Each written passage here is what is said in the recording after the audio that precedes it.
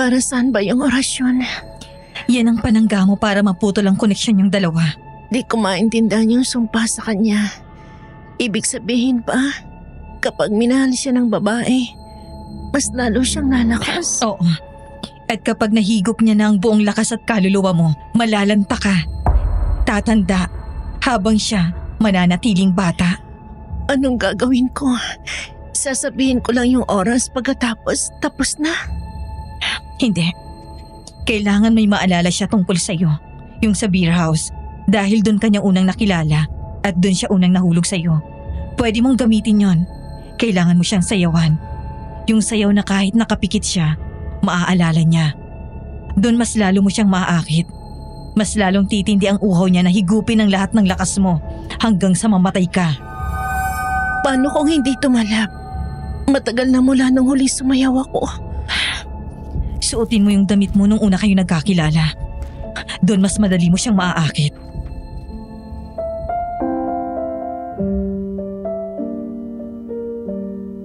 Alas 7:30 ng umaga nung linggo. Ang oras at araw ng sinulat ko ito. Dear Aswang Diaries and Madam Venus, wala sa plano ko ang magsulat sa channel ninyo kasi may journal naman ako na pwedeng sulatan sa lahat ng mga pinagdaanan ko. And then one time, dumaan ang isang thumbnail nyo sa YouTube carousel ko. Hindi ko na napigilan ang sarili kong pakinggan. Kaya mula noon, nagdesisyon akong bakit hindi ko subukan. Wala namang mawawala. Pinalitan ko lang lahat ng pangalan ng mga taong kasama ko rito sa sulat ko. Bilang respeto na rin sa mga private life nila. At ako, tawagin nyo na lang akong Aurora. Habang sinusulat ko to, ramdam ko pa rin ang kirot sa puso ko. Hindi ko pa rin kasi makalimutan kung paano naglaho sa harapan ko ang lalaking minsan ko ring minahal. Alam kong mahal niya rin ako, pero minsan hindi rin sapat yun. Lalo na kung kaakibat nito ang madilim na sikreto tungkol sa pagkatao niya na siyang ikukwento ko ngayon sa inyo. Ito nga palang kwento ng buhay ko ay tungkol sa isang dancer sa beer house na napadpad sa mansyon ng mayaman kong manliligaw.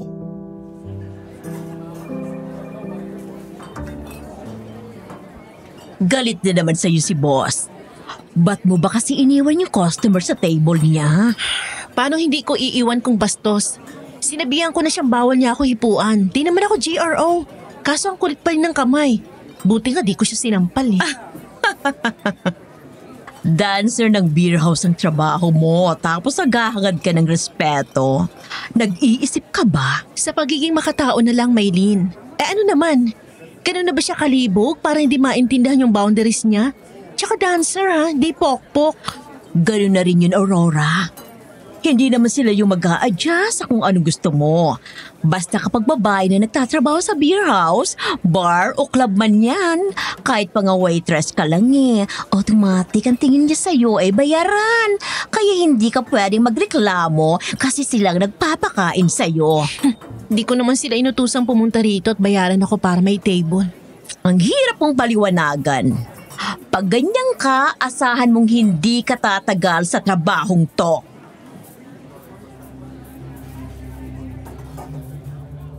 Hindi ko na sinagot si Maylene. Hindi ko naman talaga gustong tumagal doon, Madam Venus.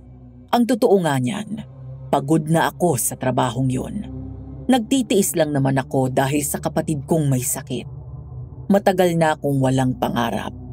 Mula nang maaksidente ang mga magulang namin, nawala na ako ng choice, kundi ang tumayo para maging sandalan ng kapatid ko. Kaya ako ang bumubuhay sa aming dalawa. Okay na ako kahit hindi na ako makapagtapos. Basta maging maayos lang siya.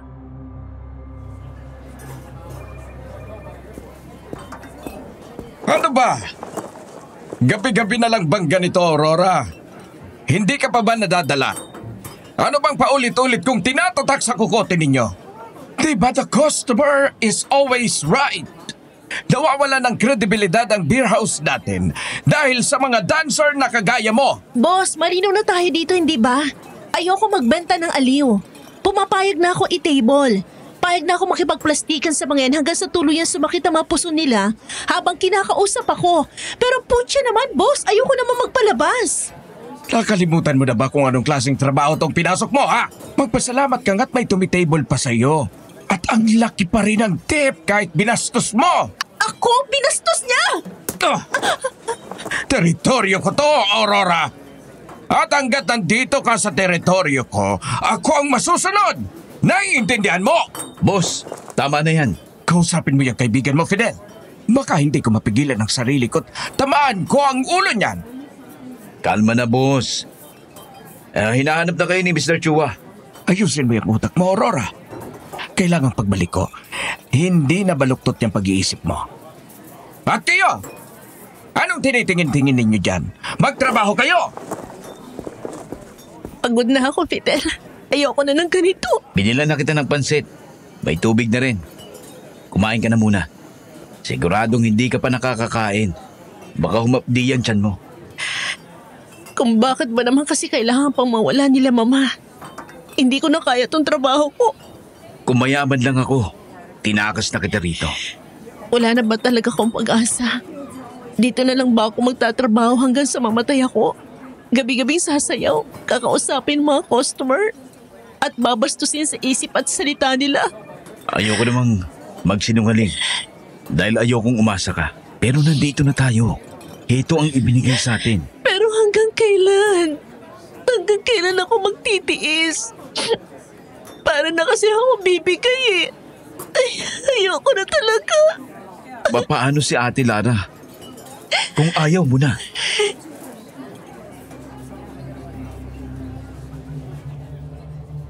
Mahigit 1 oras akong umiyak nun sa balikat ni Fidel. Iniisip ko kung ilang beses ko na bang nalunok ang pride ko basta para sa kapatid ko. Hindi ko na mabilang. Naranasan ko rin noon na magnakaw para lang makabili ng gamot niya noong minsang inatake ng sakit niya. At nung minsan din siyang naospital, kahit alam kong hindi naman magiging sapat, sinubukan kong mamalimos sa harap ng simbahan, pati na rin sa jeep.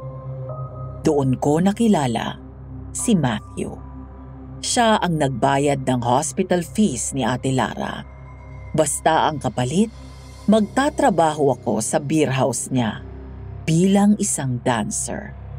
Yun na rin ang pinakamatagal kong naging trabaho sa tanang buhay ko.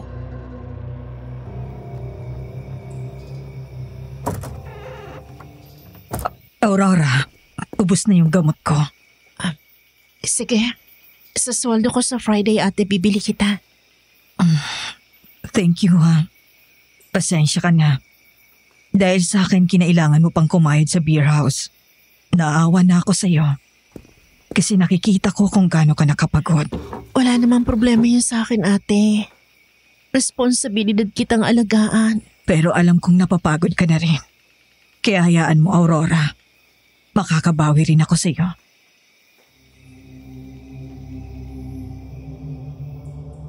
Mula nung mawala ang magulang namin, si Ate Lara ang nagsilbing inspirasyon ko para gustuhin pang mabuhay. Kaya kada mararamdaman ko ang pagod, aalalahanin ko lang ang rason kung bakit ko nga ba ginagawang magsayaw tuwing gabi. Doon papasok ang picture ni Ate Lara sa utak ko at magiging dahilan para muli akong magpatuloy. Kasi iniisip ko, kung titigil ako sa ginagawa ko, sino ang magpapagamot sa kanya kung hindi ako? Naka-maintenance na kasi siya dahil sa diabetes at high blood pressure niya.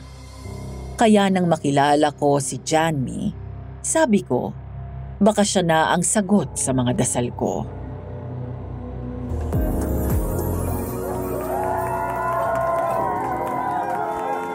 Mukhang natuto ka na. Ang galing ng performance mo ngayong gabi. Siguradong paldo tayo ngayon sa mga customers.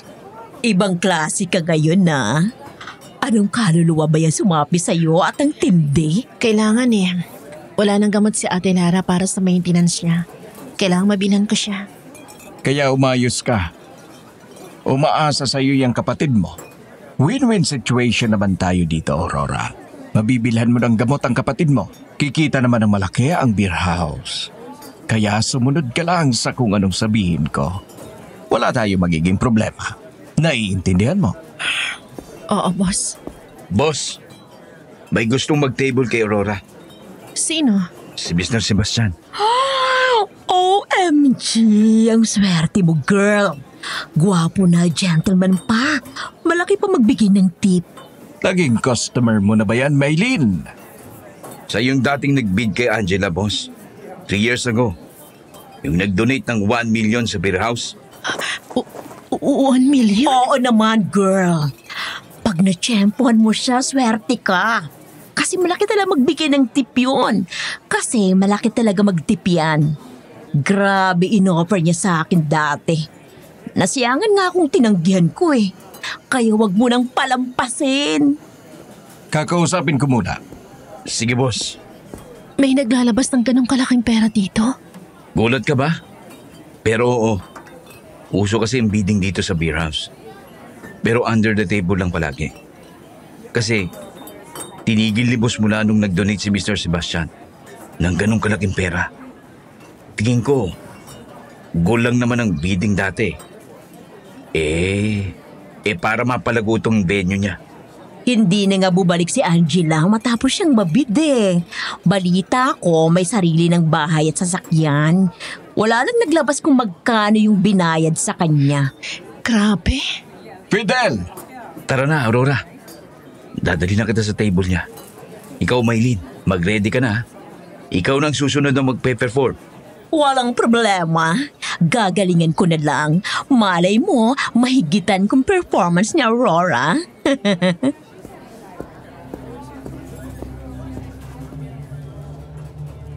Tahimik akong sumunod kay Fidel.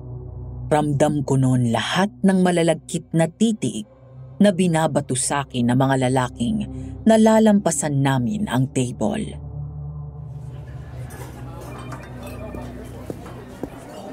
Di ako makapaniwalang ikaw na yan, Mr. Sebastian. Parang walang pinagbago. Napakabata mo pa rin tingnan. Bidiro mo pa ako, Matthew. Sir, ito na po si Aurora. Magandang gabi po, Mr. Sebastian. Masyadong formal ang Mr. Sebastian. Pwede namang Janmi. Janmi na lang. Aurora, si Jadmi ang isa sa dahilan kung bakit lumago tong business natin. Swerte ka kasi nandito siya ngayong gabi. Ikaw na bahala sa kanya, ha? Oo, boss. Paano? Maiwan ko muna kayo nitong alaga ko. Salamat, Matthew. Upo ka. Salamat. Sir, anong order niyo? Kung anong gusto ni Aurora, yun na lang. Okay na ako sa kape ko. Nakakaya naman po. Ayos lang yun. I'll pay for it. Pagpasensyaan niyo na, sir. Naninibago lang po siya. Ako na pong bahala sa order niya. Walang problema sa akin yon. Salamat, Fidel, ha?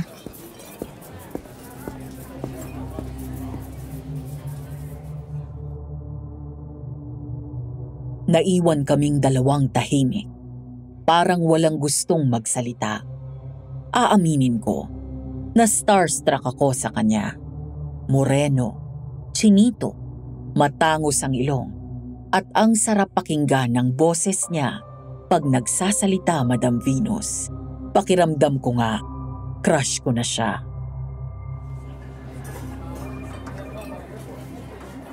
Ilang taon ka na bang nagtatrabaho rito? Siguro mga 2 years.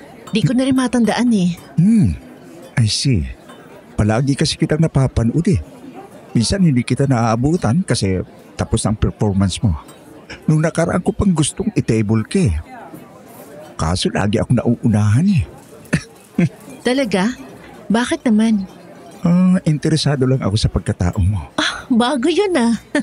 Yung mga nagiging customers ko, laging katawan ko agad ang habol. Pero ikaw, dahil lang interesado ka sa akin kaya gusto mo akong i-table? Crush kita. Yun ang totoo. Ang prangka mo naman. Ayoko namang mamiss yung chance na di ko sinabi, hindi ba? Well, salamat. Malaking bagay na para sa akin hindi katawan ko ang unang pinag-uusapan kapag nagsisimula na akong makipag-usap. I guess that could make me an exception to the rule. Bakit ito pala yung napili mong trabaho? Eto lang kinaya eh. Hindi rin kasi ako nakapagtapos ng high school. May magulang ka pa ba? Wala na. Namatay sila sa aksidente kaya mula noon, ako nang bumubuhay sa aming dalawa ng kapatid ko. Nag-aaral ka pa? Hindi. Mas matanda siya sa akin. Pero may sakit kasi siya kaya kailangan ko talagang pagbutin yung pagtatrabaho para sa kanya. Hindi ka naman ba napapagod dito sa trabaho mo? Anong hindi? Sobrang pagod na nga ako sa totoo lang eh. Feel ko anytime babagsak na yung katawan ko. Idagdag mo pa yung mga customers na di ko alam kung aling ulo ba yung gumagana sa kanila. Pero wala eh. Kailangan ko magtiis. Gusto mo bang matapos na paghihirap mo? Oo naman. Lagi kong dasal yan. Na sana may makilala ko na magtataka sa akin sa ganitong mundo. Ayoko na rin kasing magtiis na lang. Then, come with me. Saan? Sa bahay ko. Akong bahala sa'yo. Clothes, foods, allowance, lahat. Kahit ako pa ang magpagamot sa kapatid mo. Teka, seryoso ka ba? Ang bilis mo naman. Wala naman sa bilis yan eh. Sa chances yan. Hindi lahat kayang gawin ang ginagawa ko. Oo nga, pero bakit ako? Dahil gusto kita. At naiintindihan ko ang hirap ng sitwasyon mo ngayon. Ayoko lang na habang buhay kang magtitiis sa ganyang estado. Kaya kung papayag ka, isasama kita sa amin. Wala ka nang kailangan problemahin na kahit ano.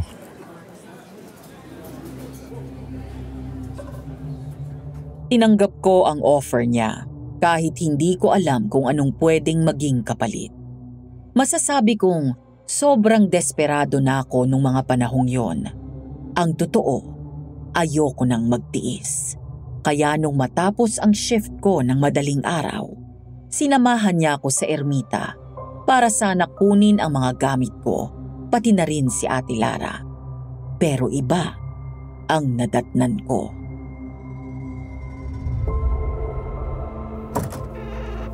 Ate Lara! Ate Lara, anong nangyari sa'yo? Ano to? Anong nangyari, Aurora? Ate! Hindi ko mapapatawad ang gumawa sa'yo nito! Jerry! Ate! Tulungan mo kami!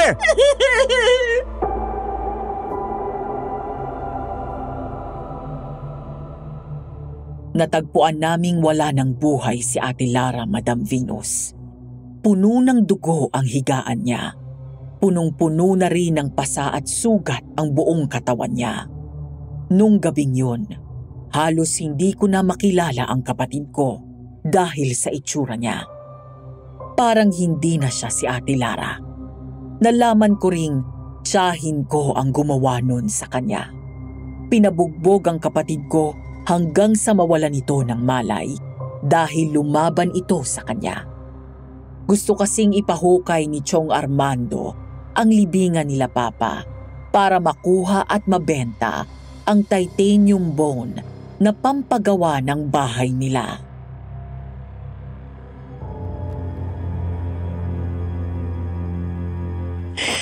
Demonyo kayong lahat! Mga wala kayong puso! Sana mamatay na kayo! Ikaw ang lumayas sa pamamahay ko, Aurora! Hindi mo na ako ginalang! Talagang bastos kang bata ka! Hindi mo makukuha ang gusto mo, Tio Armando! Isinusumpa ko! Mapupunta kayong lahat sa impyerno! Papunta na rito ang abogado ko. Siya nang bahalang kumausap sa inyo.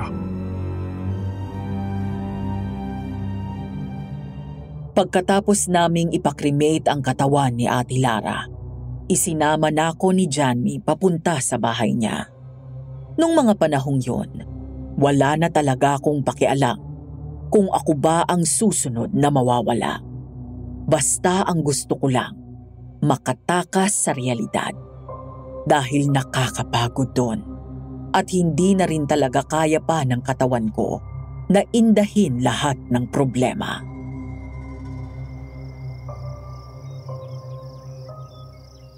Nakausap ko na si Matthew. Binayaran ko na yung kontrata mo sa kanya. Pati na rin yung natitira mo pang utang. Salamat. Hindi ko talaga alam ang gagawin ko kung wala ka, Janmi. Huwag ka na mag-alala. Hanggat na andito ako, walang makakapanakit sa'yo.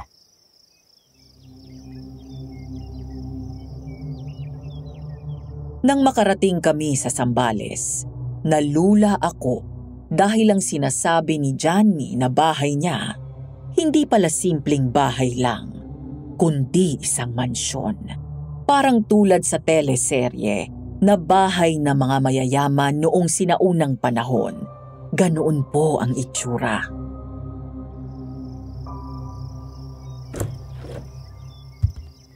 Welcome back, Sir Janmi. Pakidira nitong gamit ni Aurora sa master's bedroom. Bahay pa talaga to? O mansyon?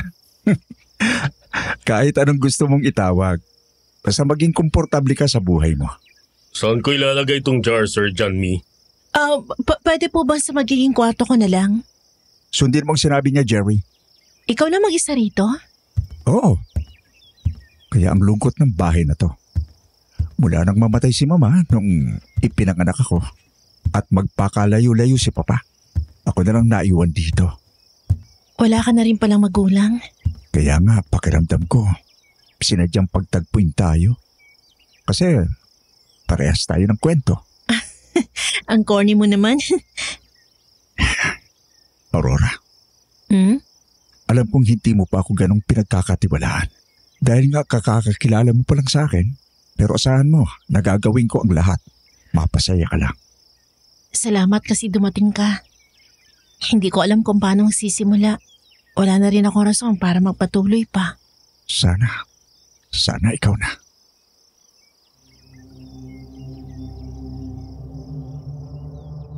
Hinayaan ko siyang yakapin ako nung gabing yon. Pero ang hindi ko alam, yun na pala ang simula ng mitya ng buhay ko.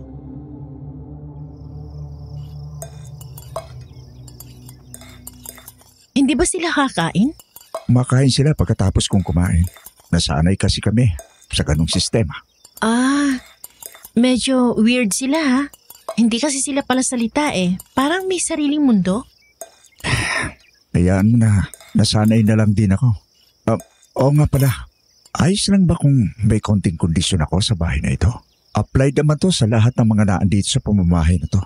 Oo naman, bakit naman hindi? Iyon naman to eh. Salamat. Marami kasi akong napapasok dito na hindi marunong sumunod. At ayoko noon. Hanggat maaari, gusto kong give and take lang tayo rito. Di lang ako yung bigay ng bigay at di pwedeng tanggap ka lang ng tanggap. Dapat patas tayo. Wala namang problema sa akin. Ano bang patakaran niyo rito? Una, bawal bumaba ng kwarto ng hating gabi. Luma na kasi itong bahay na to eh. Masyadong istorbo sa ibang nagpapahinga kung maririnig na may naglalakad-lakad pa ng ganong oras. Tama nga naman.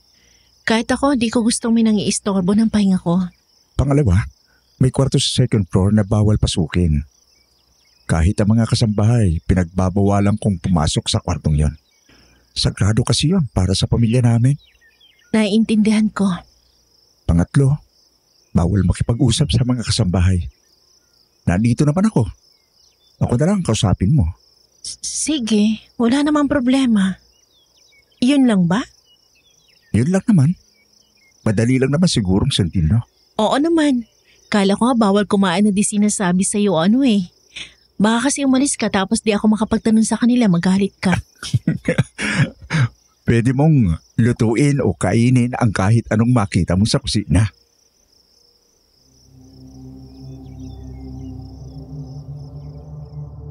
Lumipas ang mga linggo. Unti-unti na akong nasasanay sa presensya ni Janmi. Walang araw na hindi niya ako inalagaan. Lagi niya akong tinatanong tungkol sa opinyon ko sa mga bagay-bagay. At kung may desisyon man siya, Palagi niyang sinisigurado na kasama ako sa desisyon niyang yon.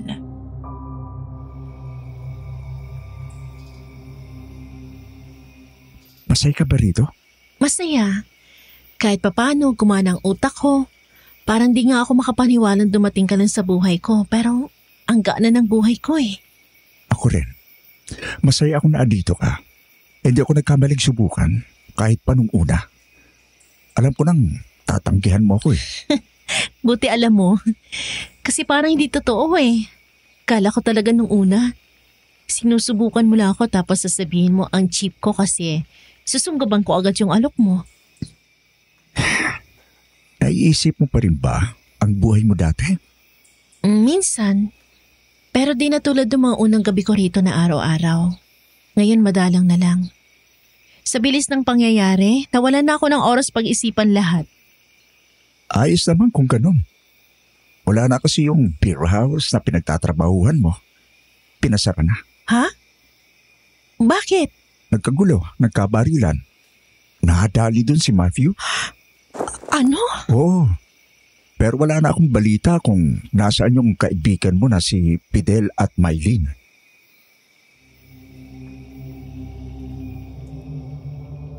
Hanggang sa makabalik ako sa kwarto ko, hindi pa rin matanggal sa isip ko na wala na si Boss Matthew.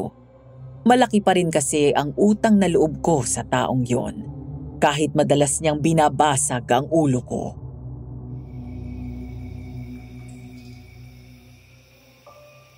Matulog ka na. Maga pa tayong magno-novena bukas para kay Lara. Good night, Janmi.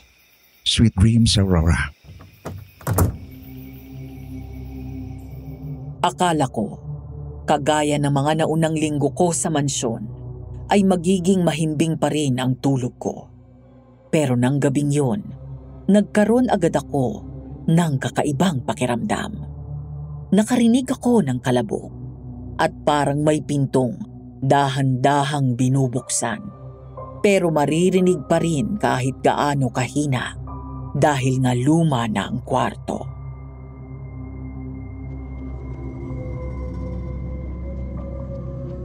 Ano yon?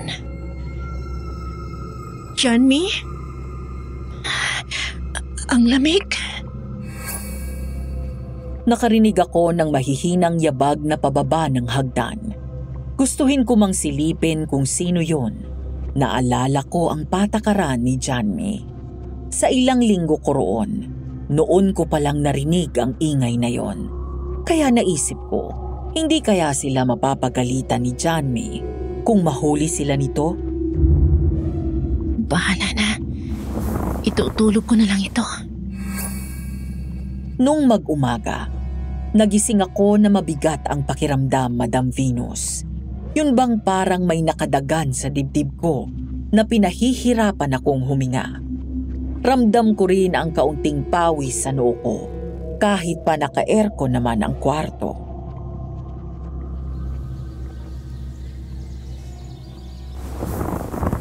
Ano bang ginawa ko kagabi? Good morning! Gising ka na pala. Good morning din. Parang ang bango lang niluluto sa baba ah. Sinigang ba yun? Tinulungan ko sila magluto. Favorite mo yan, sabi mo sa akin nung isang gabi. Di ba? Naalala mo pa? Grabe kang talas ng memorya mo. Eh, paano ko makakalimutan yun? Tuwing nagsasalita ka, pinakikinggan kita. Gusto kong alam ko lahat ang tungkol sa'yo. Pero alam mo, ang weird ng feeling ko. Paggising ko kanina parang ang bigat ng katawan ko, para akong binugbog sa panaginip. Eh, baka napuyat ka lang. Baka rin sa hangin. Masyado kasing malamig kagabi. Siguro nga. Pero iba eh. Parang may nakadagan sa dibdib ko habang natutulog. Gusto mong ipa-check up kita? Pikakilala akong doktor. Wag na. Baka pagod lang. Dami na rin natin ginawa nito mga nakaraang araw. Oo nga. Pero kung may nararamdaman ka ulit mamaya, sabihin mo kagad sa akin, ha? Oo naman. Ang sweet mo talaga. Sa'yo lang naman ako ganito. Alam mo ba? Bumabata ka yata lalo habang tumatagal ka sa piling ko. Ganyan talaga pag masaya. Nakakagaan ang pakiramdam. Pati siguro ng itsura. Ako kabaligtaran. Para akong tinambakan ng buhos ng 1,000 stress kagabi. Ako ba yan? Baka napapanaginipan mo ako. Di ka naman stress sa akin. Siguro nga pagod lang. Pero totoo rin yung sinabi mo, ang saya lang ng ganito. Yung may kasabay kang kumain sa umaga. Kaya nga laking pasasalamat ko na naandito ka. Naranasan kong may kasama palaging kumain. Hindi ako nalulungkot. Hayaan mo. Di naman kita iiwan dito. Ang swerte ko talaga sa iyo. Sana palaging ganito.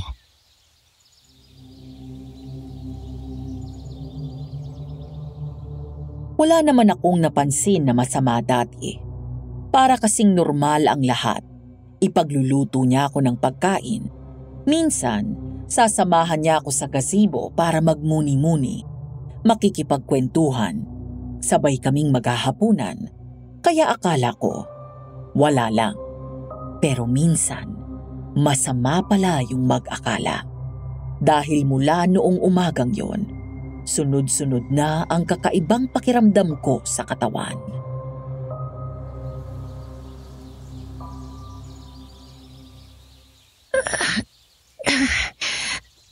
Ang bigat. Bakit ba parang lagi may nakadagan sa akin tuwing gabi? Sakit ang bato ko ah. Hala, ano to? Basa? Saan ang galing to? Sandali lang. Ma'am, nandito na po yung agahan niyo. Pasok na. Hindi pa po gising si Sir Janmi kaya ako nang naghatid nitong pagkain niyo. Crystal, wait. Tanong lang. Bawal ba talaga ako makipag-usap sa inyo? Basta hindi maririnig ni Sir, okay lang po. Salamat, Lord. Kasi kailangan ko ng kausap. Ma'am, okay lang po ba talaga kayo? Ang putla niyo. Hindi ko nga alam eh. Parang gabi-gabi may kung anong nangyayari sa katawan ko. Pagising ko, pagod ako. May mga pasa ako sa katawan at hindi ko maalala kung paano nangyari. Ma'am, may mga bagay po kasing hindi pwedeng ipaliwanag dito. Kaya ng ano? Paki-explain naman, naiinis na ako eh. Basta po, bantayan niyo na lang yung pakiramdam niyo tuwing gabi. Huwag kayong pabigla-bigla sa kilos. At kung may marinig po kayong dasal, huwag niyong sasabayan. Dasal? Anong dasal? May narinig na nga ako minsan, parang Latin? May nagno-novena ba dito ng madaling araw? Huwag niyong banggitin yan kay Sir. Magagalit siya sa'yo pag nalaman niyang gising ka pa ng madaling araw. Okay, sorry. Crystal, pwede pa ba ako magtanong mamaya?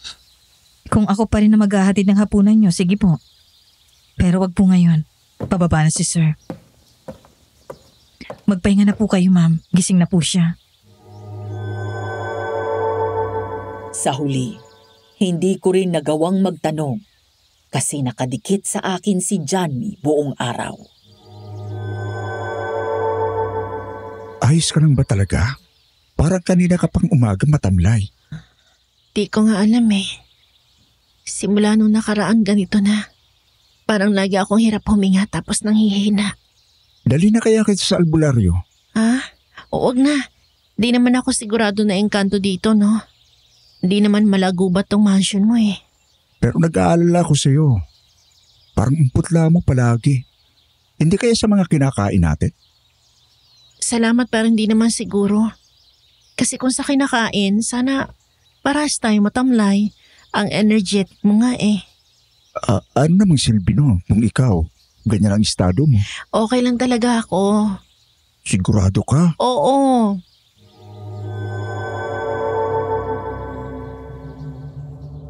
Pagkatapos naming kumain, umalis muna si Janmi. Ang sabi, may pupuntahan daw. Sinubukan kong itulog yung pagod na nararamdaman ko. Iniisip ko na lang, baka dinadalaw ako ni Ate Lara o ni Mama. Pero nung mga panahong yon, alam nilang hindi pa ako handang sumama sa kanila.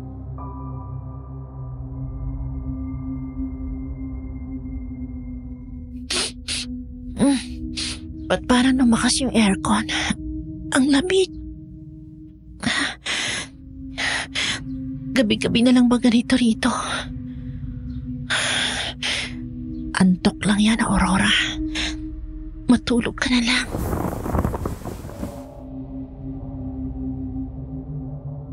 Pinilit ko ang sarili kong makatulog nung gabing yon dahil kinakabahan na ako, Madam Venus. Pero kahit anong pilit ko, parang may mabigat sa dibdib ko.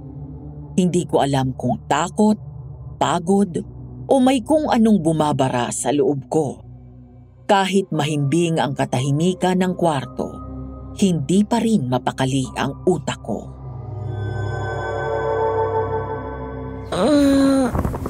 Sakit ng katawan ko. Nakatulog ba talaga ako? Ba't parang umaga na agad? Sinubukan kong tumayo sa kama, kahit parang binugbog ang buong katawan ko. Hindi na lang kasi pakiramdam ko ang mabigat. Pati likod at binti ko masakit na rin. Halos matumba ko dahil nangangalay ang binti ko. Pagharap ko sa salamin, nanlaki ang mata ko sa nakita ko sa katawan ko.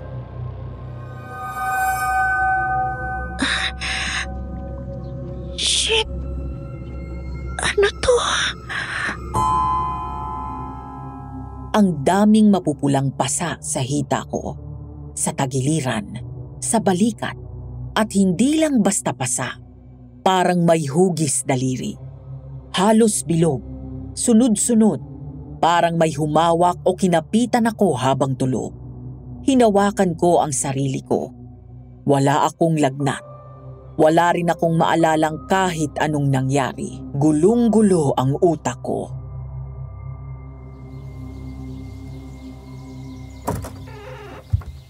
Gising ka na pala. Gigisingin pa lang sana kita eh. Oh, kumusta ang pakiramdam mo? Okay naman. Medyo masakit lang katawan ko.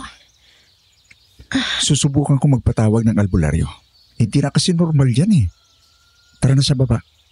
Papahandaan kita ng mainit at tsokolate. Makakatulong yon.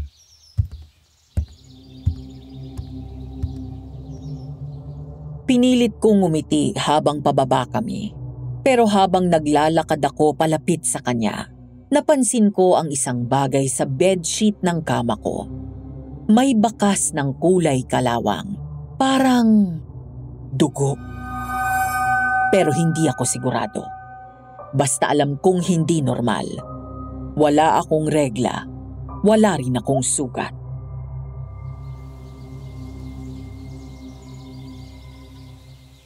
CR muna ako. Sige. May initin muna ako sa oven. Manang, tanong lang. May nangyayari ba dito pag tulog na tayong lahat? Huwag kang masyadong magtanong, iha. Mas mapayapa ang bahay kapag tahimik lang tayo.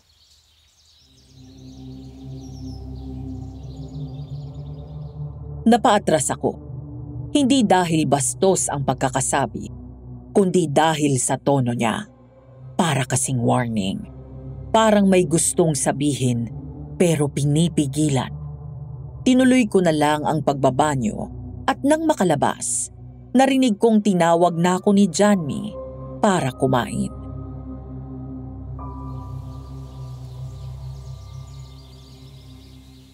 Aurora, ready na yung breakfast mo. Nandiyan na. Kumain ka na ng marami ha? Masarap yan. Salamat.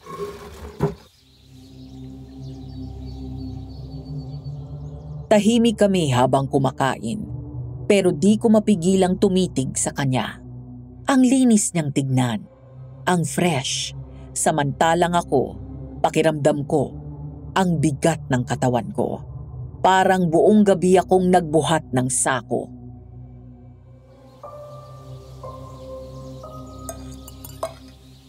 Bakit ganyan ka pakatingin? May dumi ba ako sa mukha? Wala naman. Masarap ba yung pagkain? Oo, masarap. Buti naman nagustuhan mo. Alam mo, napapansin ko, parang may kakaiba sa aura mo ngayon. Anong ibig mong sabihin? Parang, ewan ko, mas bumabata ka sa paningin ko. Niloloko mo naman ako eh. Pinapakain naman kita. Huwag mo na akong biruin ng ganyan. Hindi ako nagbibiro. Parang iba kasi talaga or dahil ngayon lang kita natitigan talaga ng maayos. Baka naman in love ka na sa akin, tapos ayaw mo lang aminin. Baka nga no. Medyo lumalakas na yung kabog ng dibdib ko kapag nandyan ka na eh. Baka nga mahal mo na ako. Kung oo, anong gagawin mo? Saan? Sa nararamdaman ko, sasayangin mo ba? Paglalaruan? Hindi. Yun nga ang mas masarap eh. Yung minamahal ka, nakakaganang mabuhay, mas nakakabata.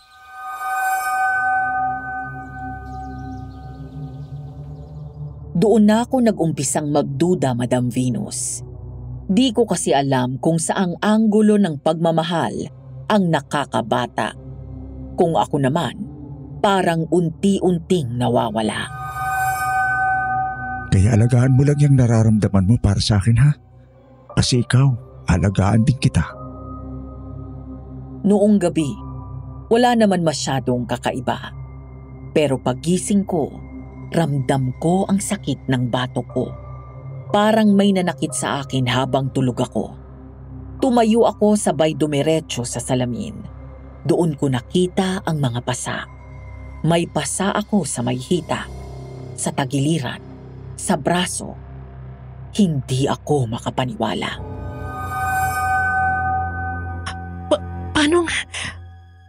Anong nangyari sa akin?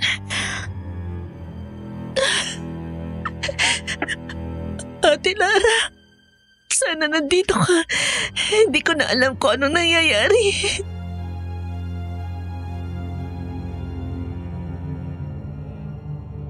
Wala naman akong natatandaang nabangga o nadapa ako. Lalo namang wala akong ginawang mabigat. Hindi rin siguro kagat ng insekto kasi kakaiba. Parang marka talaga. Napaluhod ako sa gilid ng kama. Nung gabing yun, hindi ako mapakali. Gusto kong bumaba. Gusto kong sumilip sa labas. Pero naalala ko yung paalala ni Johnny na bawal bumaba ng hating gabi. Tumigil ako sa tapat ng pinto hanggang sa narinig ko ang... Dahan-dahan akong sumilip sa siwang ng pinto. Walang tao, pero may boses akong naririnig. Mahinang mahina. Nandun na naman yung parang may nagdarasal. Ano ba kasing meron? Naisip kong hindi na yun normal, Madam Venus. Hindi lang yun basta pagod. Hindi lang yun pag-iisip. Kaya kinabukasan, nagpanggap akong inaantok pa at hindi bumaba agad. Sinigurado kong mag-isa si Johnny sa dining bago ako bumaba.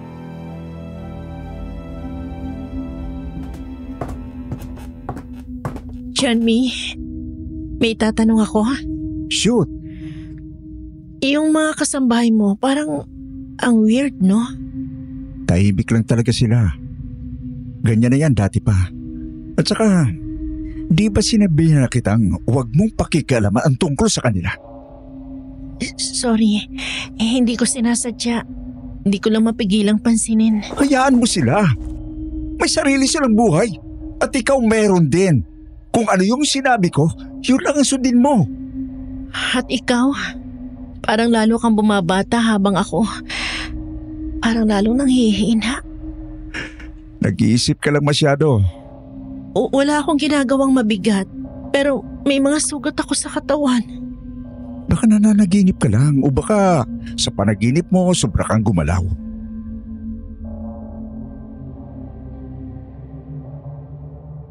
Hindi ko alam kung bakit, pero parang ayoko nang maniwala. Hindi rin niya pinatawag yung albularyong sabi niya papupuntahin niya para i-check ako. Doon na nagsimula ang totoong takot. Doon ko naisip na baka may ginagawa siya habang tulog ako. Isang umaga, nakita ko ang isa sa mga kasambahay ni Johnny, si Crystal. Nakatayo siya sa hallway na para bang may hinihintay.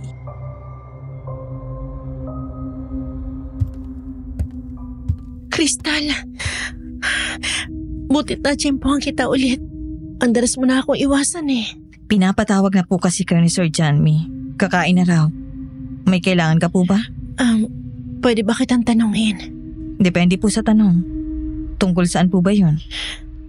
Napansin mo ba kung may kakaibang nangyayari rito tuwing gabi? I mean, habang natutulog kami.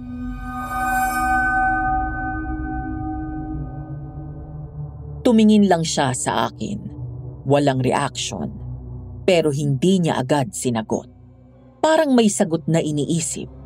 Pero tinitimbang kung dapat ba niyang sabihin. At nung nagsalita siya, ramdam ko agad na may bumigat sa hangin. Mas mabuting hindi na lang po kayo nagtatanong. Tahimik ang bahay kapag tahimik din ang isip ng mga tao rito. Parang may double meaning, Madam Venus. Tahimik ang delivery niya, pero may bigat. Parang may gustong sabihin, pero may humahad lang sa kanya. Parang may takot. At yon ang gusto kong malaman, kung ano ang kinatatakutan niya. Ganun ba talaga rito? Ano po ba sa tingin niyo? Hindi eh. Para kasing iba nung nakaraan, hindi ganito. Hindi lahat ng bahay ay tahanan, Ma'am Aurora. Tapos, wala na. Bago pa ako makapagsalita ulit, tumalikod na siya. Diretso na sa dulo ng hallway. Hindi na lumingon. Parang sinadya niyang iwanan ako sa ere. Pagbaba ko, nadatnan ko agad si Janmi. Nakaayos na, presko at nakangiti.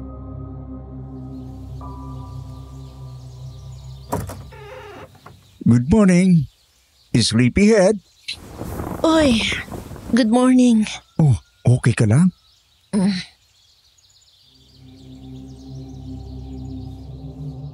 Ngumiti ako kahit ang bigat ng katawan ko. Kahit ang dami kong tanong na hindi ko alam kung dapat ko na bang itanong. Kasi sa itsura niya, parang walang mali. Para siyang perpektong tao. Habang ako, parang unti-unti akong nawawala sa sarili ko.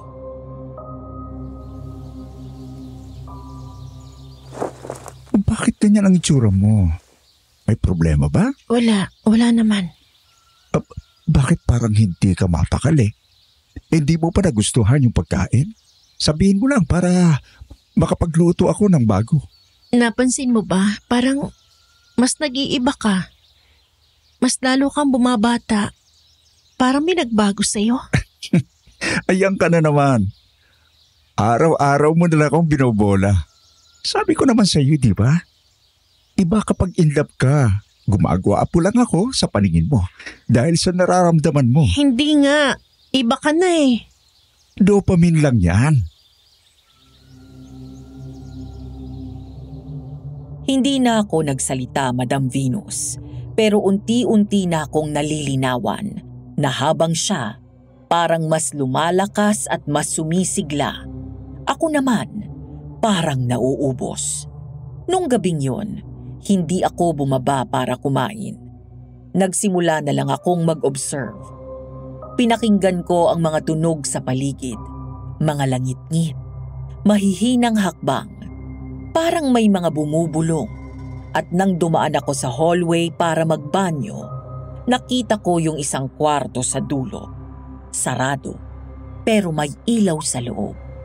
Ang kwarto na bawal. Hindi ko na tinuloy, pero nang bumalik ako sa kama, hindi pa rin ako makatulog.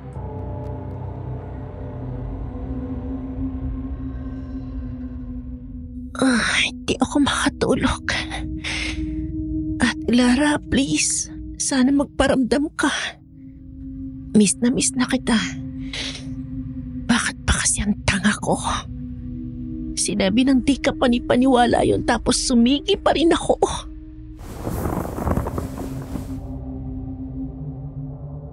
Hindi ko na napigilan ang sarili ko na bumangon sa kama at lumabas ng kwarto.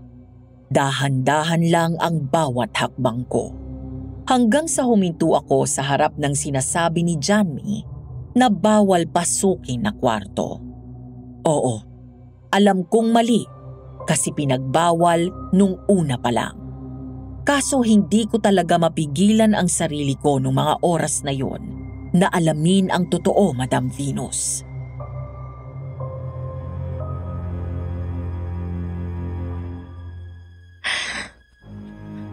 Isa lang.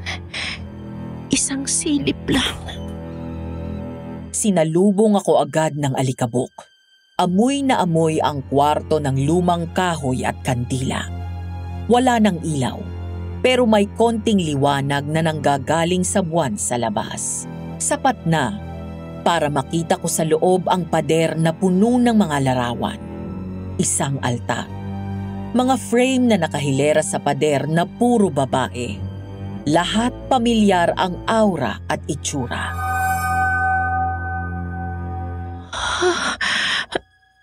Mga dancer? Oo. Kagaya ko sila, Madam Venus. Mga mukhang sanay sa entablag. May ngiting pilit. May takot sa mata.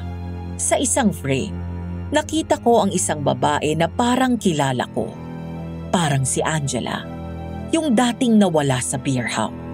Yung sabi nila na nagbid si Johnny at binigyan siya ng bahay kaya hindi na bumalik. Pero mas lalo akong natigilan nang mapansin kong kasama nila si Johnny. Sa lahat ng picture, nandun siya. Nasa tabi, laging nakaakbay at hindi tumatanda. Parang hindi nagbabago ang itsura. Anong meron? Lapit ako ng lapit sa altar. May mga punit na costume, ribbon, panyo, pulbos, at ang pinakasentro, may isang bote na may likido, kulay pula, at may nakaukit na pangalan ko sa ilalim. Ako? Bakit ako? Johnny? Wala akong nakita sa hallway, pero ramdam kong may iba roon. May nakatingin sa akin. Sa takot ko, tumakbo ako palabas ng kwarto at sinara agad ang pinto. Halos hindi ako makahinga. Pagbalik ko sa kwarto, kinilabutan ako sa sarili ko. Hindi ko alam kung umiiyak ako dahil sa takot o dahil sa galit sa sarili kong hindi ko ito nakita agad. Pero isang bagay ang malinaw. Si Johnny, hindi lang siya basta lalaking di mo kayang tanggihan.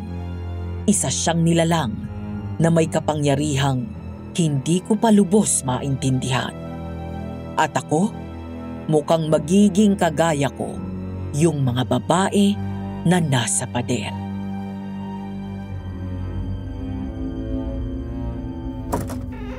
Gising ka pa? Anong ginagawa mo rito? Hindi ka bumaba para sa dinner. Naalala kong baka gutom ka. Kaya dinalang kita ng tinapay. Wala akong ganang kumain. May problema ba? Ikaw ang problema. Aurora, Sino ka ba talaga? hindi mo na ako kilala. Naguguluhan na ako. Yung mga larawan sa kwarto sa dulo, yung altar, may pangalan ko. Nakita mo na pala. Sino sila? Lahat ba sila katulad ko? Aurora, hindi ko sila sinaktan. Hindi ko sinabing sinaktan mo sila. Pero bakit ganyan ang tono ng boses mo? Parang inaakusahan mo ako. Naguguluhan kasi ako dyan, Mi. Hindi na sila nakabalik simula nang sumama sila sa'yo. At ikaw, hindi ko maintindihan kung bakit hindi ka tumatanda. Yun na ba ang mahalaga sa'yo? Itsura ko? Ang punto ko rito, nagsinungaling ka. Ano bang di mo sinasabi sa akin, ha? Magsabi ka nga ng totoo! Hindi ako nagsisinungaling. Hindi ko lang sinabi agad. Pero, di ba nga ang sabi ko sa'yo? Huwag kang nagtatatanong. Kapag wala kang alam, mas madali mo lang matatanggap. Oo, inaamin ko. Hindi ako ordinaryong tao. May bagay sa akin na hindi mo maintindihan sa ngayon. Pero Aurora, isa lang ang totoo. Ano? Minahal kita. At alam kong kahit galit ka, kahit takot ka, ay may parte sa iyong binahal din ako.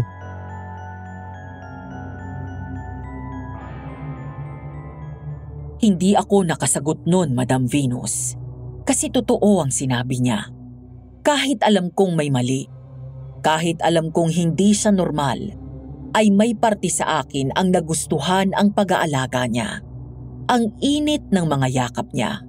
At ang boses niyang laging sinisiguradong ligtas ako sa piling niya.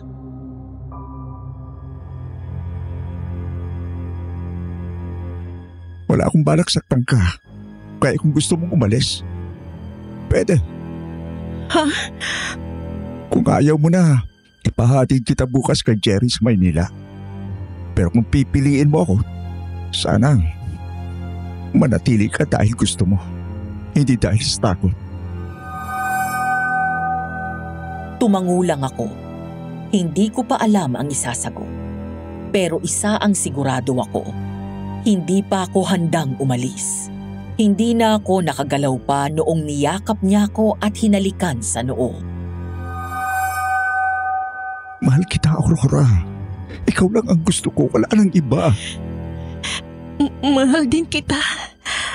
Hindi kita iiwan, Johnny. Akala ko noon ligtas na ako.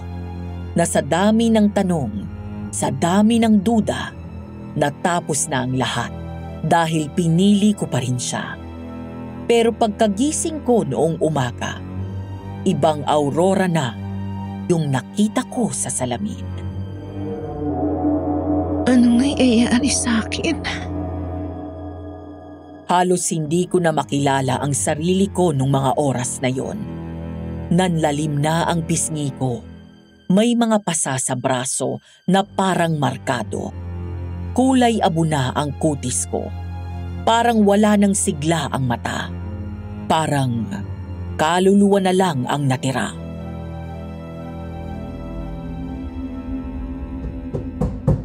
Aurora? Bakit hindi ka bumaba ulit? Johnny, hindi ako magagalaw. Paano? Hindi ko alam. Hindi mo alam? Hindi mo alam? Akala ko ba pinili mo ako? Pinili kita. Pero hindi ko maintindihan, Johnny. Bakit ganito ako ngayon? Kasi mahal mo ako. Kaya ako lumalakas, kaya ako bumabata. Ganon ka kalakas magmahal, Aurora. Ganon kita kamahal, pero ikaw... Pero ako, parang unti-unti ako nauubos. Hindi ko na kilala ang sarili ko. Di sana hindi mo na lang ako minahal. Sana hindi ka na lang nagpakita sa akin nung gabing yon sa beer house. Kung hindi mo kayang tanggapin, huwag mo na akong saktan pa. Johnny. Hindi mo na ako mahal, no? Hindi totoo yan. Lumabas ka na sa kwarto mo. Kung mahal mo pa ako. Johnny, hindi ko kaya. Kung ayaw mong lumabas, diyan ka na lang. Hindi mo kailangan makipag-usap na kahit sino. Hindi mo rin kailangan makita ang kahit ano. Basta ako na andito lang. Hintayin mo ako kung kailan ka handa ulit.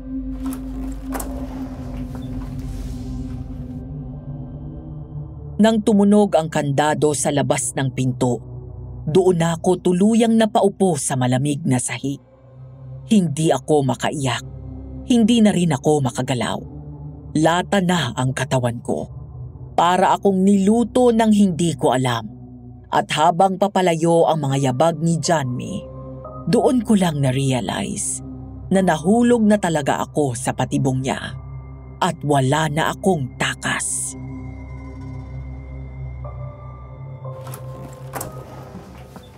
Sino yan? Shh! Ma'am Aurora, ako lang to. Huwag ka pong maingay. Crystal, paano ka? Wala na pong oras para magpaliwanag pa. Napansin kong hindi ka na lumalabas. Kaya alam ko nangyayari na. Hindi ko alam kung ano ba to. Parang hinihigop ako. Para ako nauubos. At natatakot ako. Si John B. Hindi ko na siya maintindihan. Hindi ko maintindihan kung bakit ganun siya. Ganun talaga pag mahal ka niya. Alam mo, matagal mo na bang alam, Crystal? Hindi ko pwedeng sabihin dati dahil bawal. Alam mong pinagbabawal niyang kausapin mo kami. Ayaw niyang malaman mong tungkol sa tunay niyang pagkatao. Nalaman niyang kinausap kita at muntikan na niya akong patayin.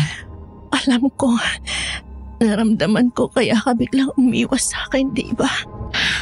Oo, pero ngayon delikado na. Hindi ka na makakawala rito basta-basta. Masyado na siyang nahumaling sa pagkatao mo. Masyado na siyang hulog sa'yo. Anong ibig mo sabihin? Isa siyang aswang. At hindi lang katawan at lakas mo ang hinihigop niya, kundi pati na rin ang nararamdaman mo. Alaala mo, hanggang sa makalimutan mo na kung sino ka. Crystal, tulungan mo ako. Hindi ko na alam gagawin ko. Kaya nga po ako nandito. Basta sumunod ka lang sa sasabihin ko sa iyo. Magiging madali lang ang lahat. Paano? May alam akong orasyon, pero hindi pwedeng ako ang gagawa para sa iyo. Kailangan ikaw mismo. At kailangan mahal na mahal ka pa rin niya habang ginagawa mo yun para siguradong tatalab. Paano? Paano ko magagawa yun kung halos wala na akong lakas? Kaya mo pa. Nandyan pa yung puso mo. Hindi pa huli ang lahat. Pero Ma'am Aurora, ano? Kapag ginawa mo to, hindi lang siyang mawawala, kundi pati na rin ang lahat ng pinagsamahan nyo. Lahat ng akala mong totoo ay masasayang. Handa ka ba ron? Oo. Mas okay na yun kaysa unti-unti akong mamatay dito. Sige, bukas ng gabi, sa silong, pagtulog na siya, doon tayo magsisimula. Salamat. Salamat, Crystal.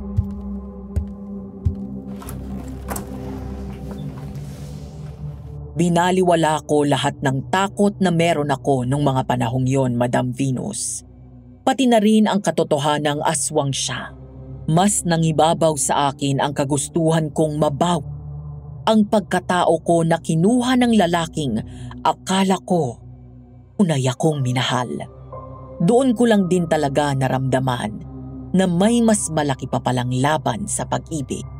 At yun, ang pagliligtas sa sarili. Kahit pa ang kalaban ay yung taong akala mo ligtas kang mahalin.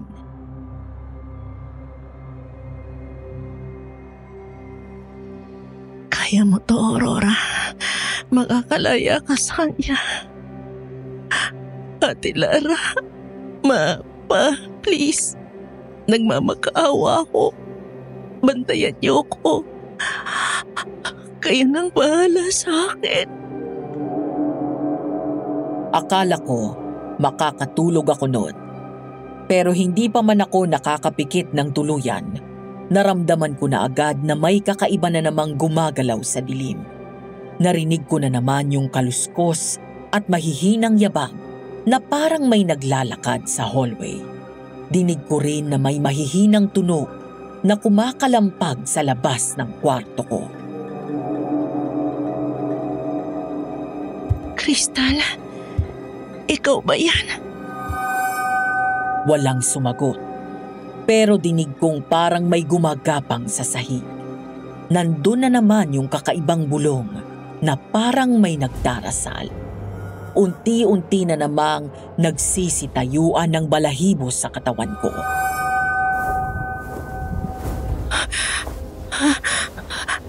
Ano yun?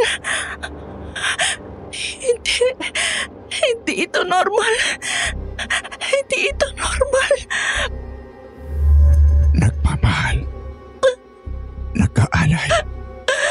Tama na, Janmi. Tama na. Hindi siya pumasok. Hindi ko alam kung siya nga ba yun. Pero buong gabi akong nanatiling gising at hindi na ulit nakatulog. Hindi ako huminga ng malalim. Hindi ako gumalaw ng matagal kasi pakiramdam ko, isang maling galaw lang may aabot sa akin. Crystal, sana dumating ka. Anong... Sa puntong yon, mas naging mabigat na ang katawan ko. Mas maputla na ang balat ko. At parang tinuyo na ang kulay sa pisngi ko. Pati mga kuko ko, parang nangingitim. Hindi ko nakilala ang sarili ko, Madam Venus. At ang kinakatakutan ko na baka sa susunod, tuluyan ko na ring makalimutan lahat ng alaala ko.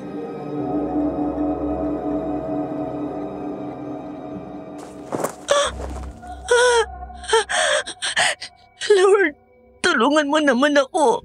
Ayoko na nito. Hindi na ito tama. Crystal, hindi ko na kaya. Gabi na ulit, ma'am. Kailangan magsimula na tayo. Hindi na ako to, Crystal. Kaya ko pa ba? Mababawi ko pa ba ang sarili ko sa kanya sa ganitong itsura? Naiintindihan ko ang takot mo. At oo, kaya mo pa. May oras pa. Pero hindi na natin pwedeng paabutin pa ng bukas. Papatay ba siya kapag napisto niya tayo? Papatayin niya ba tayo? Hindi niya kailangang pumatay. Sapat ng pag-ibig mo para mamatay ka sa kanya. Inalalayan ako ni Crystal papunta sa lugar na sinasabi niyang gagawin namin ang orasyon. Sa unang tingin, parang ordinaryong storage room lang tong pinuntahan namin, Madam Venus. Pero nung binuksan ni Crystal ang sahi, nakita kong may palapag pa pala sa ilalim. Mababa lang, halos kayang gapangin. Pero nandun lahat ng gamit niya. Mga lumat amoy insensong libro na may kung anong laman at isang maliit na altar na may dasal na hindi ko mabasa. Dito natin gagawin ang gagamitin mo para sa orasyon. Sigurado ka bang ligtas to? Wala namang ligtas kapag pagmamahal ang pinag-uusapan. Tahimik siya habang inaayos ang mga gamit niya. Habang ako naman, nananatiling nakatayo. Nilalamig, kinakabahan, pero pilit kong tinatago. At pilit na pinatatapang ang sarili ko.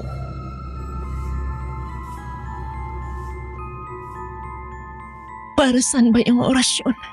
Yan yung panangga mo. Para maputol ang koneksyon yung dalawa. Di ko maintindihan yung sumpa sa kanya. Ibig ba sabihin kapag minahal siya ng babae, mas lalo siyang lalakas? Oo. At kapag nahigop na niya ang buong lakas at kaluluwa mo, malalanta ka, tatanda, habang siya mananatiling bata. Anong gagawin ko? Sasabihin ko lang yung orasyon tapos na. Hindi. Kailangan may maalala siya tungkol sa iyo. Yung sa beer house. Dahil dun kanya unang nakita. At dun siya unang nahulog sa iyo. Pwede mong gamitin yun.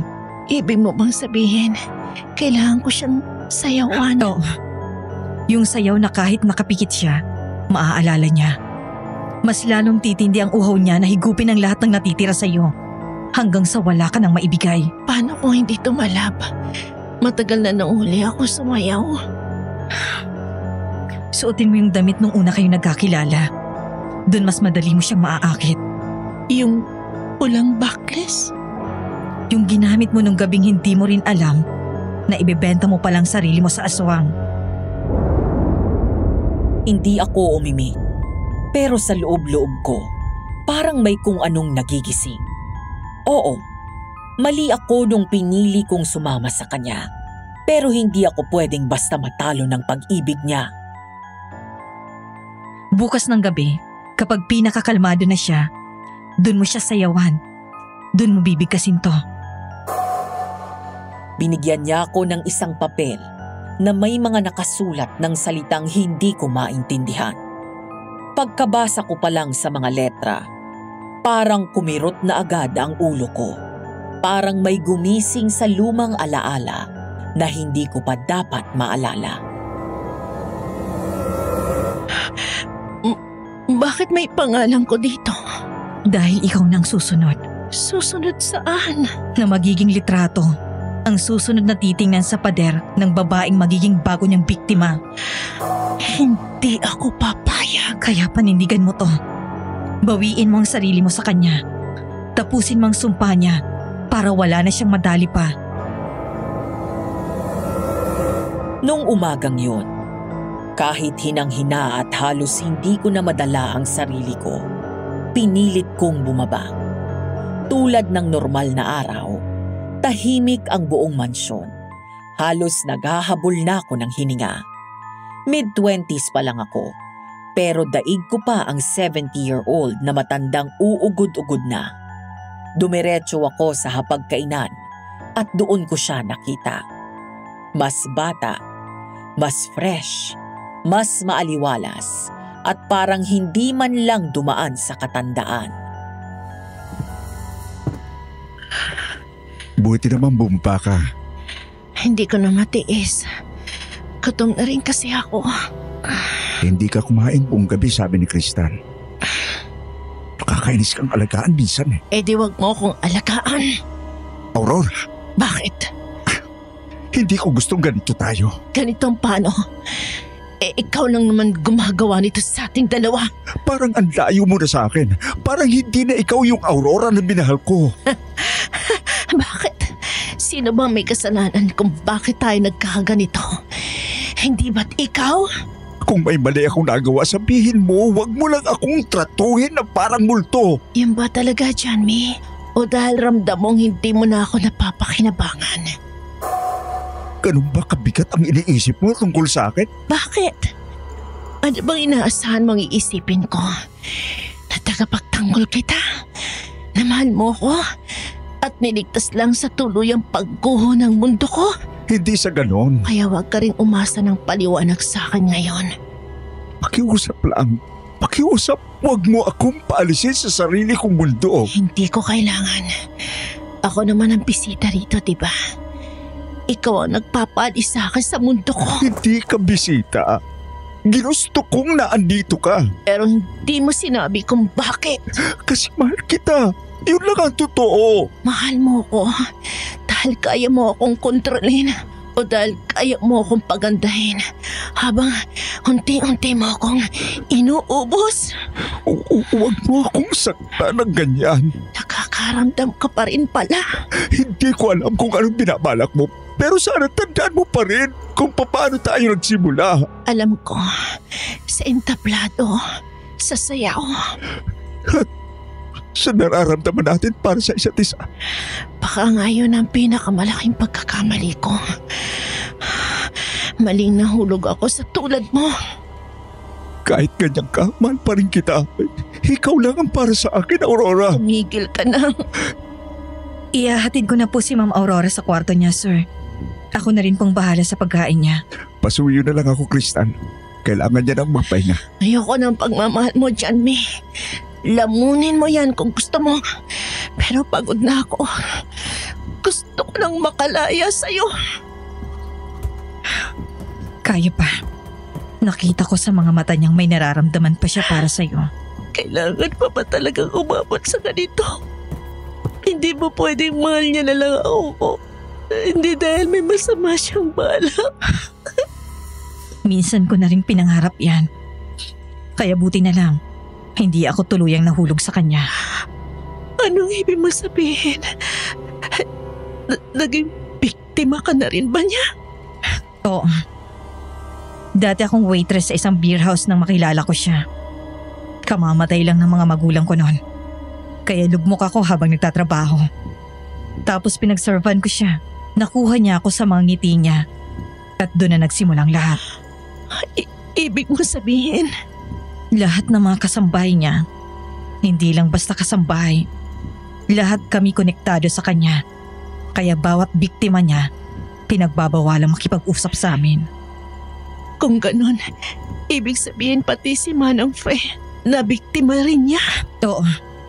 At kahit hindi kami nahulog sa kanya ng tuluyan, hindi pa rin kami makakaalis sa poder niya.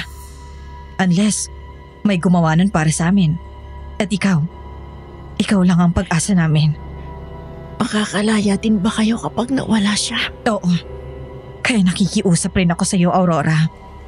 Alam kong magagawa mo to. Palayain mo na kami sa sumpa niya.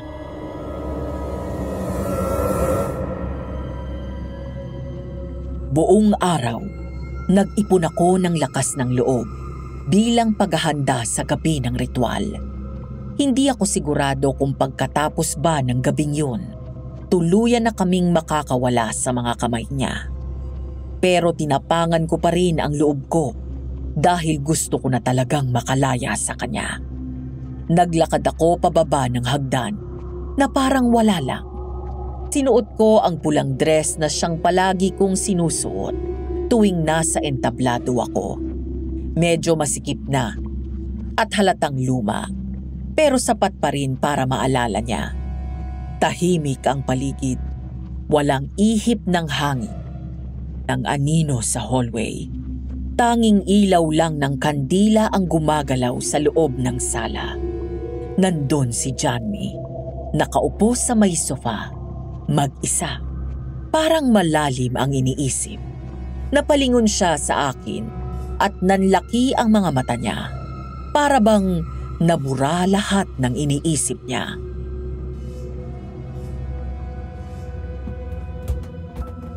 Aurora? Ano yung suot mo? Naalala mo pa ba to? Yan.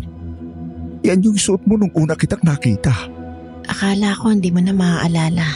Paano ko makakalimutan yon? Kung tuwing pinanunood kita, pakiramdam ko, ikaw lang yung tao sa buong kwarto. At parang ikaw lang ang buhay. Namiss mo ba ako sa mga panahong hindi pa kita kilala? Araw-araw. Kahit hindi pa kita kilala. Ganun ba talaga? Paggutom? Hindi ako gutom. Pero wow! Aurora, ano ba talagang gusto mo? Ganito na lang ba tayo palagi? Hindi na ba tayo pwedeng maging masayang dalawa? Masaya naman ako Ikaw ba? Hindi ka na ba masaya sa atin? Pakiramdam ko lang. Hindi mo na ako mahal. Pwede ba ako umupo sa tabi mo? Oo naman. Mahal kita, Johnny. Alam mo naman yun, di ba? Oo. Alam na alam ko. Kaya nga lagi kong sinasabing swerte ko sa iyo. Pero alam mo rin ba minsan, hindi sapat na mahalang natin ang isa't isa. Madalas, para tumatag ang pagmamahalan ng dalawang tao, kailangan may magsakripisyo. Anong ibig mong sabihin? Hinalikan ko siya noon, Madam Venus. Pero agad ko ring pinutol nung maramdaman kong unti-unti nang lumalalim at nawawala na rin ako sa sarili.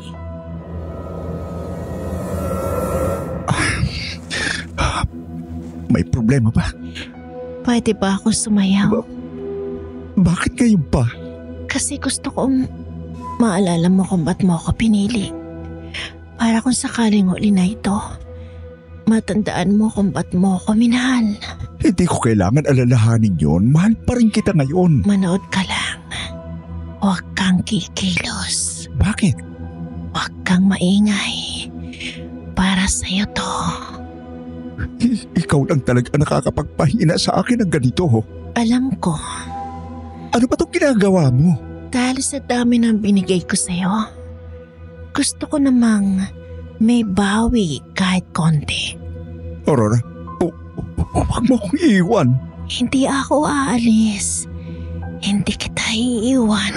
Kahit na anong mangyari? Oo, kahit anong mangyari. Nagsimulang tumugtog ang mabagal na tunog ng lumang plaka.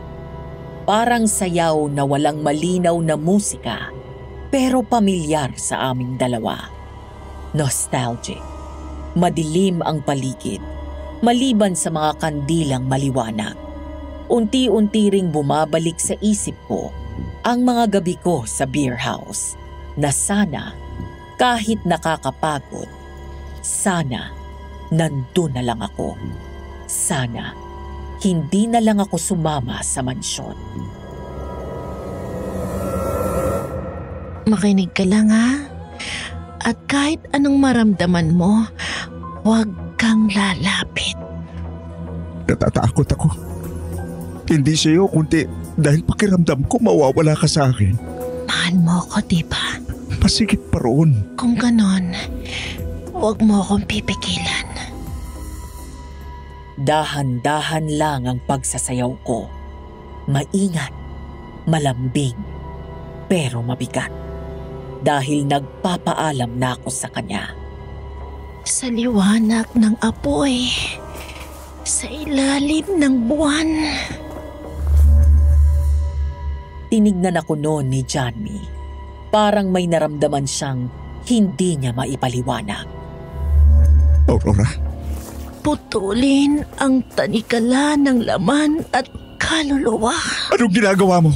Bumalik ako sa katawan ko, sa buhay ko. Hindi! Wag! Hindi mo ko pwedeng iwan!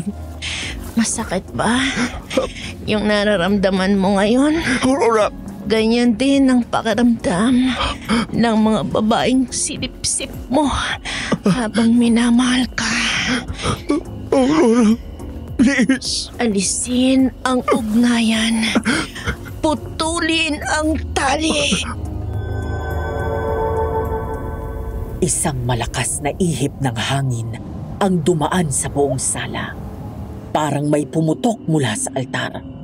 Umalingaw-ngaw ang tunog ng kahoy na nabiyak at basag na basag. Aurora! Kristal! Ngayon na! Biglang nagliyab ang altar.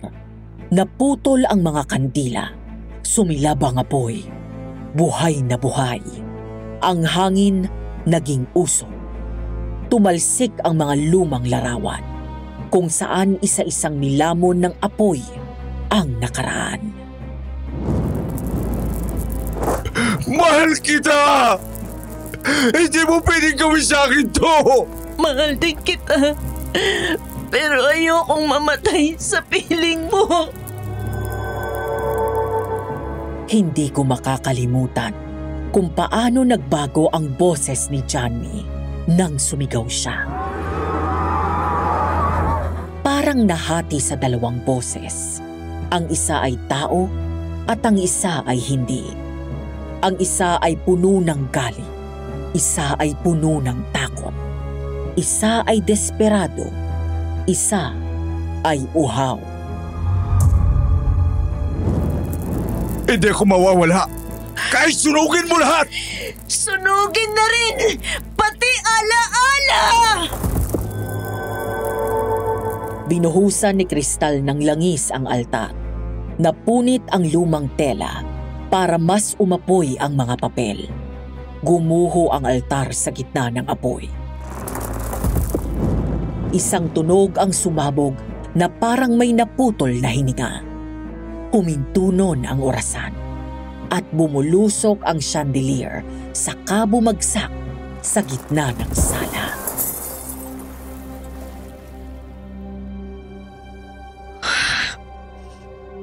Tapos na.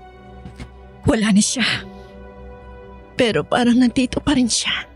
Ganun talaga. May sugat na kasi siyang iniwan sa'yo. Na sa susunod, pwedeng maging peklat. Ang dami kong binigay sa kanya. Pero ngayon, ikaw na ulit ang may hawak sa sarili mo. Sana lang kaya ko pa. Pagkalma ng paligid, dahan-dahan kong inangat ang sarili ko mula sa sahig. Mabigat pa rin ang katawan, pero magaan na ang dibdib ko. Wala nang nakadagan. Wala na rin ang mga boses sa tenga ko. Nawala na rin ang malamig na kamay na humihila sa kaluluwa ko. Salamat. Manang Fe? Hindi ko inaasahan yon, Madam Venus. Nakatayo siya noon sa hagdan. Nakalugay ang buhok. Namumugto ang mga mata. Para siyang matandang nagising na mula sa mahabang bangungot. Akala namin wala nang makakatakas sa kanya.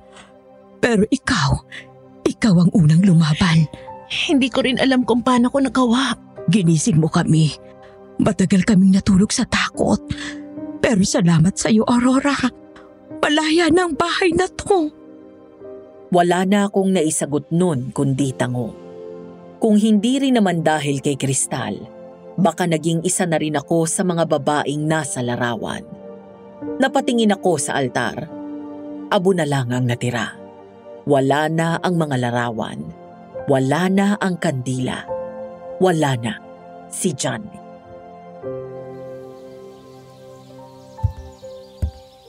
Iatid ko na po ba kayo sa Maynila? Jerry? Magandang umaga po, Ma'am Aurora. Hindi ko inakalang may makakapagpatigil sa kanya. Pero salamat. Pinalaya mo kami lahat. Aalis ka na? Hindi ko alam kung saan ako pupunta pero oo, aalis na ako.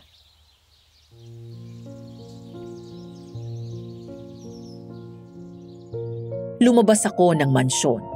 Una kong napansin ang amoy ng lupa. Basa, sariwa at buhay. Sa unang pagkakataon sa maraming linggo, doon ko naramdaman ang init ng araw sa balat ko. Tapos ko na ang sayaw. Tapos na rin ang gabi. Aurora, wag mo sanang kalimutan na kahit papano, minahal ka rin niya. Alam ko, Manang. Pero mas mahal ko ang sarili ko. Tara na po. Naglakad ako palayo. Hinayaan kong akayin ako ni Jerry. Walang lingon. Walang luhang bumagsak. Tahimik lang ang hakbang ko sa sementadong daan. Sa wakas, may liwanag na sa harap ko. Dito na po nagtatapos ang kwento ko, Madam Venus. Oo, minahal ko si Johnny. At siguro, sa isang parte ng puso ko, mahal ko pa rin siya. Kasi hindi naman ganun kadaling kalimutan ang taong dumating sa buhay mo nung akala mong wala nang natitira. Pero ngayon, natutunan ko na may mga pagmamahal na hindi mo kailangang tapusin. Pero kailangan mong bitawan para mabuhay. Ang sakit. Hindi ko ipagkakaila. May mga gabi pa rin akong parang naririnig ko siyang tinatawag ang pangalan ko. May mga umagang paggising ko, pakiramdam ko, hawak pa rin niya ang kamay ko. Pero mas pipiliin ko ng mamuhay sa katotohanan kesa mamatay sa kasinungalingan. Marami akong nawala. Oras, katawan, pagkatao. Pero ngayong tapos na ang lahat, may isa kong bagay na sigurado. Ako na ulit ito. Ako si Aurora. Hindi na babae sa entablado. Hindi na palamuti sa kwento ng iba. Ngayon, na ang nagsusulat ng kwento ko. Maraming salamat po, Madam Venus, sa pakikinig, pati na rin sa lahat ng bumubuo ng programa ninyo. Hanggang dito na lamang po, Aurora. Kung isa po ang sulat ko sa mapalad na mae-ere sa channel ninyo at pakiramdam nyo'y parehas tayo ng karanasan, isulat nyo at ipadala nyo kay Madam Venus. Baka sakaling sa pagkwento mo, makalaya ka rin, kagaya ko.